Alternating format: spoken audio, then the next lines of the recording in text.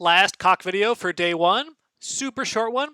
A case study we're going to do that kind of runs through the whole course will be a bioinformatics exercise. So bioinformatics is the combination of biology and informatics. So biology, the study of life, and informatics, the study of the management of information. So bioinformatics originally was just the study of DNA and things like that, but now has branched into a huge field with people studying genomics, molecular biology, all kinds of stuff gets studied on computers. Computers are absolutely vital to the practice of biology as it exists today, whether you're working on systematization and you're using that to use computers to figure out evolutionary hierarchies, or you're doing the kinds of sequencing and stuff that we see now, even with COVID, the PCR, stuff like that. All of this ends up using computers on the back end to do a lot of really important and useful work.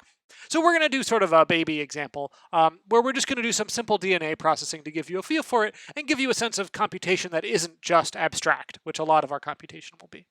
So in this brief section, I'm just going to introduce some of the terms we're looking at, get you familiar with some of these things, and give you a brief overview of the remaining exercises. So here is a data type called base that are the DNA bases. So hopefully this is familiar to you from high school. This is maybe not the most conventional ordering that people give, but these are the 4 DNA bases. A lot of bioinformatics actually uses RNA bases because RNA is sort of more usefully studied, though there's also DNA genomics that people do. We'll be using just DNA because it's much simpler for us to work with, to have one type. And so there's just 4 of them. This is like a type with 4 options. We've seen day, a type with 7 options. We've seen bool, a type with 2 options. And now we have a type with 4 options. You can define whatever you want, and you can give them really very flexible names. Okay, so we can, as usual, define functions over these things. So here's the function complement that takes a base and tells you the base that's complementary to it. So you may or may not remember from biology that, okay, DNA has these 4 bases and each one pairs with the other because DNA has this double helix structure. So every cytosine goes with a guanine and every adenine goes with a thymine, and they're sort of like paired opposites. So you really only need to look at one branch of the strand to know what's going on. So this function complement appropriately computes the complement. So you can look at that, verify that for yourself. That's all. We're going to have you write one function about it. I want to show you the exercises that you have to do. Every day has some number of exercises. The whole week, day 1 and day 2's exercises will be due Sunday at 4 p.m. Pacific time to be handed in via Gradescope.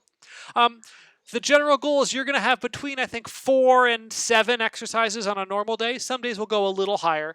And you do them and you're done for the day. That means you've understood what we need you to understand from that day. So there were a couple exercises further up in the file. We have you writing one more where we give you the truth table and we want you to write the whole definition yourself here. So you're going to write something that says definition, X or B, blah, blah, blah. And then we want you to write the type annotations and everything yourself so you get practice writing programs from scratch. We want you to write a function is class day that returns true on days where we have class. That's Monday, Wednesday. A little pro tip there. And then lastly, we want you to write a function that takes 2 bases and returns true if they're the same base, if they're equal. And that's it. Once you've done all that, you'll be done with day 1. You'll be able to start in on day 2 or just like take a breather, crack open a seltzer, sit in the yard and enjoy the 100-degree heat or whatever temperature it is where you are.